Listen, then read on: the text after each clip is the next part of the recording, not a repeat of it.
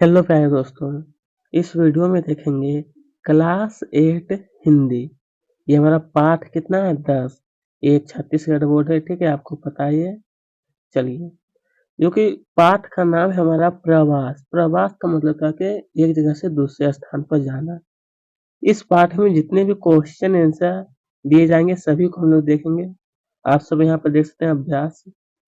सबसे पहले दिया है पाठ से, फिर इसके आगे हम लोग देखेंगे पाठ से आगे, उसके बाद फिर आगे देखेंगे भाषा से, ठीक है। तो चलिए देखिए, प्रश्न संख्या 1 में दिया गया है कि प्रवासी चिड़िया किन्हें कहते हैं, वे यात्राएं क्यों करती, इसका कारण आपको बताना। तो आप इस प्रकार से उत्तर में दोस्तों लिखना है कि चिड़ियों की कुछ प्रजातियां वर्ष में एक या दो बार एक स्थान से दूसरे स्थान की यात्रा करती हैं।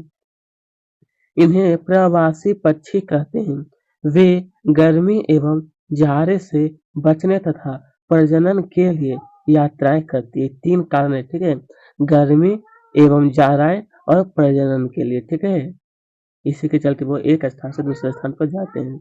चलिए, अब हमारा अगला को देखते हैं। प्रश्न 2। प्रश्न 2 में देखिए पूछा गया था चिड़िया के प्रवास से संबंधित सबसे विशिष्ट बात क्या है। सबसे विशिष्ट का मतलब मुख्य बात क्या है। तो लिखना है उत्तर में कि चिड़ियों के प्रवास की विशिष्टता यह है कि उनका उनका प्रवास बिल्कुल नियमित होता है। उनका रास्ता भी आने जाने में एक ही होता है। उनकी यात्राओं की भविष्यवाणी तक की जा सकती है, जिसके समय में बहुत कम अंतर होता है। जिसके समय में क्या तो बहुत कम अंतर होता है, अर्थात समय भी निश्चित होता है। क्या होता है, निश्चित, ठीक है। बस सही आपको इतना लिख लेना है। चलिए अगला देखते हैं। यहाँ पर देखते हैं प्रश्न 3। प्रश्न 3 में हमारा दिया है कि मुंबई का है, मुंबई के पिलक और पतिरंगे पति प्रवास के लिए जब, कब और कहाँ जाते हैं। मुंबई के पिलक और पतरिंगे प्रवास के लिए, तो यहाँ पर लिखना है कि ये चिड़िया मई से सितंबर के बीच शहरी इलाके को छोड़कर थोड़ी दूर दक्षिण के पठार या मध्य भारत की ओर चले जाते। कहाँ पर, तो दक्षिण, यहाँ पे है कि दक्षिण के पठार या मध्य भारत की ओर चली जाती है, ठीक है। चलिए आगे हमें दिया है कि चिड़िया अपने प्रवास के लिए क्या क्या तैयारियां करेगा। चिड़िया जो अपने प्रवास के लिए क्या क्या चीज तैयारी करता है। जैसे कि हम लोग एक स्थान से दूसरे स्थान पर जाते हैं तो बहुत सारे चीज को ले जाते हैं, उसी प्रकार से चिड़िया लोग भी करती है कि चिड़िया प्रवास के पहले अधिक मात्रा में खाना खाती है, ताकि चवी की एक तह सी बैठ जाए, जिससे उनकी जिससे उनकी यात्रा में उनके शरीर को ताकत मिले। कुछ चिड़िया अभ्यास करना और झुंड बनाकर उड़ना शुरू कर देती है, ठीक है। ये सब जिसकी तैयारी वो पहले ही कर लेते हैं। चलिए आगे देखते हैं। हमारा प्रश्न संख्या ये हमारा 5 है, ठीक है। इसमें पूछा गया था कि क्या चिड़ियों को यात्रा के दौरान किन किन बातों का खतरा रहता है। चिड़ियों को यात्रा के दौरान क्या क्या चीज का खतरा होता है। तो लिखना है कि चिड़िया यात्रा के दौरान बुरे मौसम यानी कि आंधी, अंधड़ या आदि में फंस जाती है। विशेष रूप से जब वे ऊंचाई में उड़ रही होती है, तो इसमें बहुत सी चिड़िया मर जाती है। यात्रा हमेशा कठिन और थकाऊ होती है। यात्रा कैसी होती है, कठिन और थकाऊ। चलिए प्रवासी पक्षियों के बारे में जानकारी इकट्ठी करने के लिए किन किन तरीकों को अपनाया जाता है। कौन कौन से तरीका है। तो लिखना है कि प्रवासी पक्षियों के बारे में जानकारी इकट्ठी करने के लिए उनकी टांगों में एल्यूमीनियम के छल्ले पहनाए जाते हैं। रजिस्टर में लिखा जाता है और छोड़ दिया जाता है। छल्लों पर क्रम संख्या और पहनाने वाले का पता लिखा होता है, ठीक है।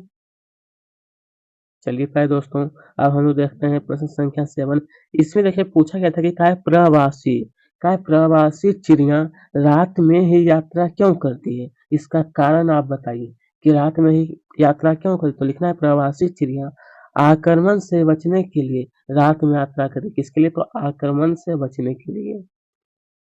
अब है कुतुब नुमा का अर्थ क्या है? यह पक्षियों की यात्रा में कैसे सहयोग करती है?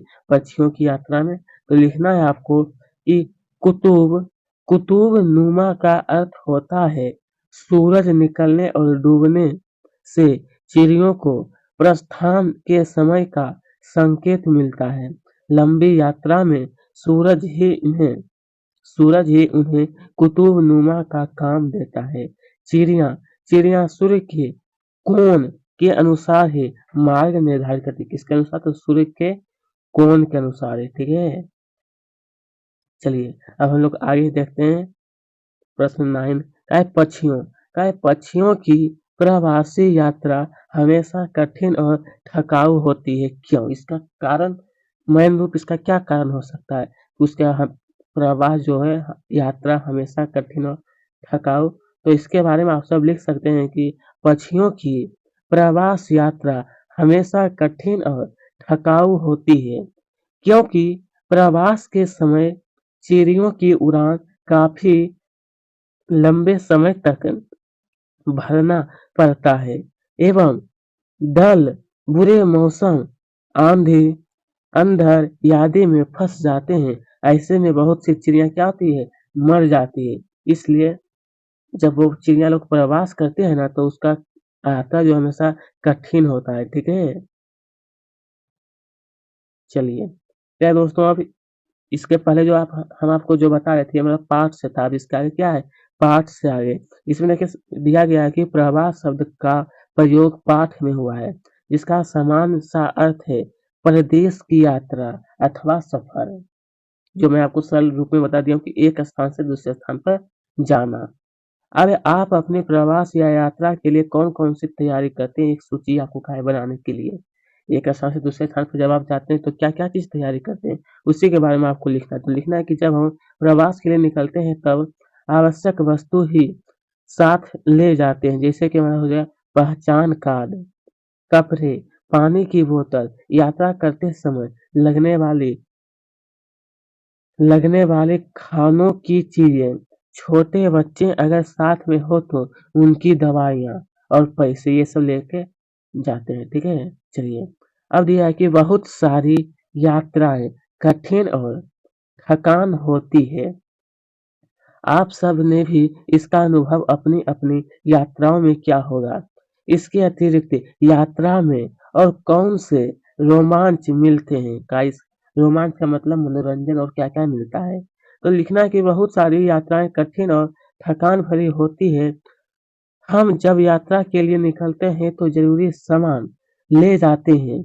ऐसे ऐसे ही गाड़ी में अगर किसी को ज़रूरत पड़ती है तो उन्हें बैठने के लिए जगह भी देते हैं।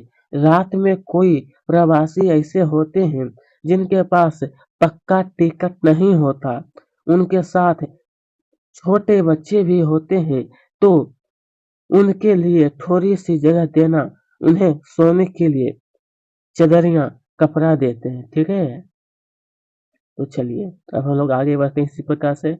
अब दिया है हमारा आगे कि आप अपने परिवेश में तमाम तरह के पक्षियों को देखते होंगे। अपने परिवेश में मतलब अपने क्षेत्र इलाके में बहुत सारे पक्षी को आप लोग देखते होंगे।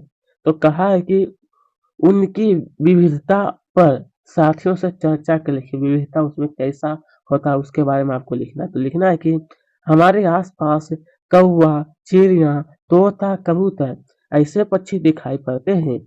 हर एक रंग अलग होता है। ऐसे ही उनकी बोली भी अलग होती है। सुबह-सुबह यह पक्षी जब चहचहा करते हैं तो उनकी मधुर ध्वनि सुनने के लिए अच्छा लगता है। सुबह-सुबह इनको देखने से एक आंतरिक सुख मिलता है। क्या मिलता है? तो फिर इसका उत्तर ये पूरा अच्छी तरह से आपको नोट कर लेना है। चलिए अब इसके आगे देखते हैं।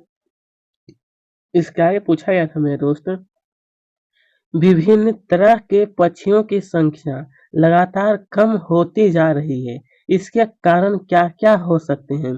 इस विषय पर शिक्षक से बातचीत कर एक आलेख आलेख तैयार आपको क्या करने के लिए, ठीक है? कि आजकल बच्चे चिड़ियों की संख्या क्या हो रही है? बहुत कम हो रही है। इसका कारण क्या है? प्यारे दोस्तों, उत्तर में आप सबको लिखना है इसके बारे में कि हमारे आस-पास के पशु-पक्षियों का संरक्षण करना हमारी ज़िम्मेदारी है। संरक्षण का मतलब पक्षियों का बचाव।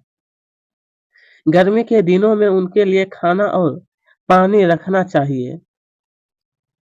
आगे आपको लिखना है कि दिन पर दिन हम पेड़ काटे जा रहे हैं। ऐसा नहीं करना चाहिए क्योंकि यह पक्षी पेड़ों पर रहते हैं। इनका घर पेड़ों पर होता है। जब हम पेड़ काटते हैं तो इनका घर भी टूट जाता है और वह पक्षी वहां से कहीं और चले जाते हैं। ऐसे ही पक्षियों की शिकार करना भी गलत बात है। यह एक अपराध है। इसके लिए कानून भी बना है। इस वजह से पक्षियों की संख्या क्या हो रही है? कम हो रही है। ठीक है दोस्तों, चलिए आगे हम लोग देखते हैं। क्वेश्चन नंबर 5 में पूछा गया था कि बहुत से लोग कई कानूनी प्रतिबंधों के बाद भी दुर्लभ पक्षियों का शिकार करते हैं। इस प्रवृत्ति पर रोक लगाने के लिए जन जागृत के कौन-कौन से तरीके हो सकते हैं? कहा कि जन जागृत के कौन-कौन से तरीके साथियों से कहा आपको चर्चा करके लिखने के लिए। तो लिखना है इसके बारे में कि बहुत से लोग कई कानूनी प्रतिबंधों के बाद भी दुर्लभ पक्षियों का शिकार करते हैं और उसका व्यापार करते हैं। हमें इस व्यापार को ही रोकना चाहिए।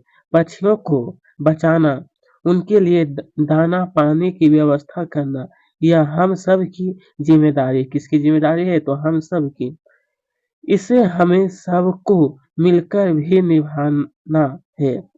पक्षियों को बचाना भी पर्यावरण संरक्षण यही एक बात है, क्योंकि पक्षी जो है वो यह घटक भी पर्यावरण से जुड़ा हुआ। किससे? तो पर्यावरण से ही वो जुड़ा है। ठीक है, चलिए अब हम लोग आगे की ओर देखते हैं। देखिए यहाँ पे आपको दिया है भाषा से।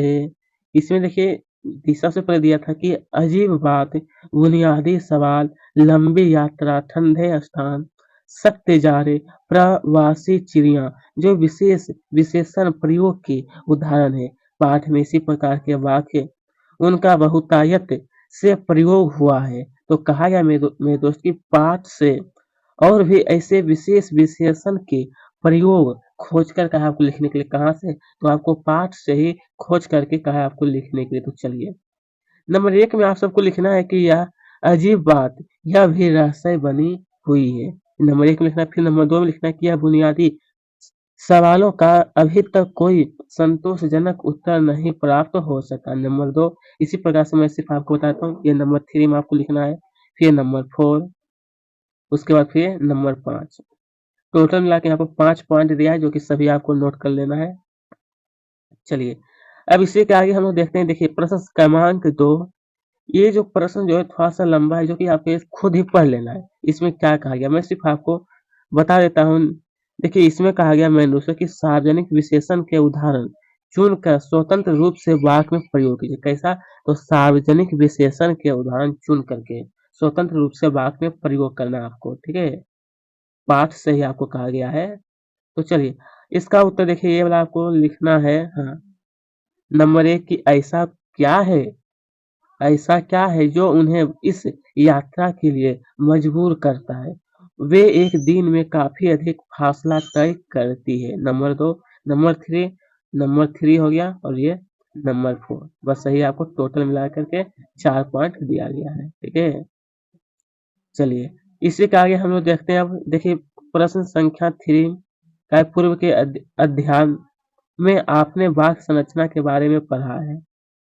तो वही है और इसमें देखिए मैंने उससे आपको कहा है कि यह पूरा अनुच्छेद एक वाक्य का है। इस वाक्य को अलग-अलग सरल वाक्य जिस वाक्य में केवल एक ही क्रिया हो में तोड़कर आपको लिखना है। मतलब दोस्तों यहाँ पे देखिए हमारा एक बहुत बड़ी वाक्य दिया गया है। इसी में से आपको सरल-सरल वाक्य को तोड़ करके नीचे आपको लिखना है। तो यहाँ पर आप सब लिख सकते हैं। यहाँ पर आपको लिखना है नंबर 1 में कि यहाँ तब तो ऐसा लगता है कि इन कठिन प्रवास यात्रा उनका निश्चित महत्व है। इसी प्रकार से नंबर 2, जो चिड़िया प्रवास पर जाती है उसके लिए कुछ हद तक आवश्यक भी है। नंबर 2, इसी प्रकार से ये नंबर 3, नंबर 4 और ये देखिए नंबर यहाँ पे ये नंबर 5 है, ठीक है।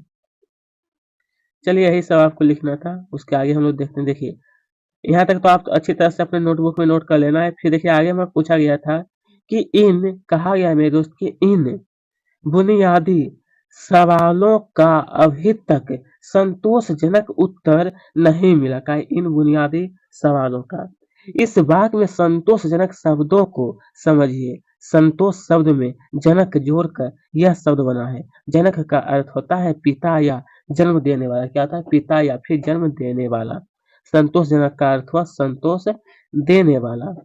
तो इसी प्रकार से आपको कहा गया है मेरे दोस्त कि आप भेजो, क्या है यहाँ पर आपको भेजो ना जोड़कर 2 शब्द बनाए ये और उनका अपने वाक्य में प्रयोग कीजिए। जैसे कि यहाँ पर सम्मानजनक, तो वह व्यक्ति सम्मानजनक है, ठीक है। दोस्तों मैं आपको एक चीज बता देता हूँ, यहाँ पर जो आप देख रहे हैं ये थोड़ा सा गलत लिखा गया है। यहाँ पर शायद जनक होगा, ठीक है। यहाँ पे जनक के जोड़ करके आपको 2 नया शब्द बनाने का था, जो कि पहला है हमारा सम्मानजनक और दूसरा हमारा दिया आश्चर्यजनक। बस यही आपको दोनों लिख लेना था। चलिए अब हमारा दिया है कि प्रवास। क्या है? प्रवास शब्द वास में प्र उपसर्ग, उपसर्ग का मतलब आप समझते हैं, ये पहले जुड़ता है शब्द के पहले, जोड़ने से बना है। इसका अर्थ कुछ समय के लिए किसी दूसरे स्थान पर रहना। नीचे प्र उपसर्ग युक्त कुछ और शब्द दिए गए हैं, इनके मूल शब्द पहचानिए और अर्थ समझिए, फिर इन शब्दों का वाक्य में भी प्रयोग करना है। सबसे पहले आपको अर्थ समझाना है, समझना और फिर इसको वाक्य में प्रयोग करना है। जैसे कि प्रदेश, प्रदेश हमारा हो जाएगा, प्रदेश का मतलब होता है हमारा विभाग या फिर राज्य होता है और इसका वाक्य में प्रयोग लिखना है कि हम महाराष्ट्र प्रदेश में रहते हैं। मतलब दोस्तों यहाँ पर देखिए क्या हो रहा है, आपको प्र वाला जो शब्द है ना वही आपको लिखना है, ठीक है। नीचे प्र उपसर्ग युक्त कुछ और शब्द दिए गए हैं। यहाँ पे देखिए कुछ और शब्द आपको क्या है दिया गया है, जो कि इसका सबसे पहले कहा गया था आपको अर्थ समझाइए और फिर इनको वाक्य में प्रयोग करना था, ठीक है।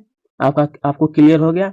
प्रगति का मतलब क्या था? उन्नति। इसका वाक्य में प्रयोग ये लिखना है। फिर देखिए हमारा प्रहार का मतलब होता है हमारा वार, क्या होता है? बार, और इसका वाक्य प्रयोग ये है। उसके बाद यह प्रख्यात, क्या है? प्रख्यात, जो कि इसका अर्थ होता है हमारा मशहूर और इसका वाक्य प्रयोग ये दिया गया है वाक्य, ठीक है। आपको इसी प्रकार से नोट करना। फिर दिया प्रशिक्षण, इसका अर्थ हमारा कि शिक्षा ट्रेनिंग। यहाँ पर वाक्य प्रयोग है, चाची ने अचार बनाने का प्रशिक्षण ले लिया। इसी प्रकार से देखते हैं दिया कि प्रमुख का हो जाएगा अर्थ मुख्य, इसका वाक्य प्रयोग। फिर यह प्रसिद्ध का क्या होता है? नामी, क्या होता है? नामी, और इसका ये हमारा है वाक्य प्रयोग, ठीक है। उसके बाद यह प्रकोप, प्रकोप का हो जाएगा इसका अर्थ क्या है? क्रोध, और ये हमारा वाक्य है। चलिए अब आगे हम लोग देखते हैं। देखिए यहाँ पर दिया प्रश्न संख्या 6 में क्या है कि नीचे कुछ शब्द वे उनके विलोम शब्द दिए गए हैं, उनकी जोड़ियां बनाकर लिखिए।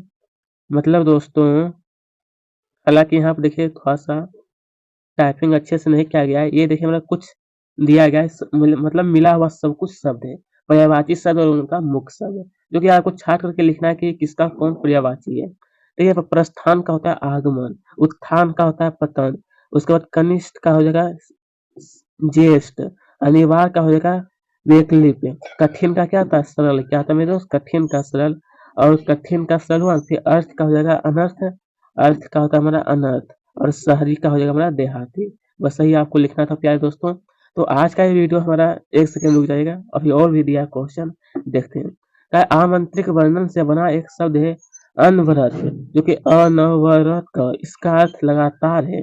आप इन वर्णन से जितने अधिक शब्द बना सकते हैं बनाकर लिखिए। ये जो वर्णन जो दिया है ना, ये वर्ण, इसी से आपको जितना शब्द बना सकते हैं वो आपको लिखना है। यहाँ पे देखिए लिखा हुआ कि सिर्फ आपको मैं बता देता हूँ, ये लिखा हुआ आपको लिख लेना है पूरा।